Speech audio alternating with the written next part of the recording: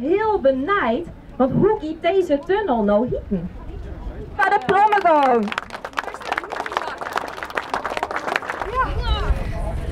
Hou die even een mooi bij? Wij willen heel graag dat deze verbinding van Ljouwert naar Bolzert, die door onze gemeente gaat, dat het een hele veilige dik wordt. En er zitten een aantal kniepunten in en deze bij Hilaat weer erin van.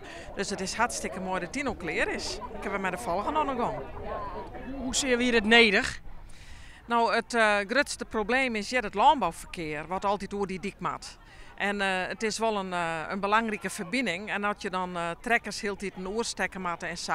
Want hier, dit kruispunt, daar komt het meeste verkeer gaat van noord naar zuid. Maar dit is een belangrijk landbouwgebied. Dus dat wordt heel tijd lastiger. Ja. De N359 stiet te boek hè, als een gevaarlijke dik. Wat gebeurt er nog de komende tijd om die nog veiliger te maken? Nou, bij Weensum is de zaak mooi opknapt bij Huis, hè, in een kruispunt verder. En dan maken we dus nog, dan komt Wommels Noord. Nou, Wommels naar het dorp daar, dat is al wat aanpast, daar komt geen tunnel. En dan gaat het verder nog naar Burgwerd. Dat is ook nog een kniepunt wat de komende jaren door de provincie aanpakt wordt.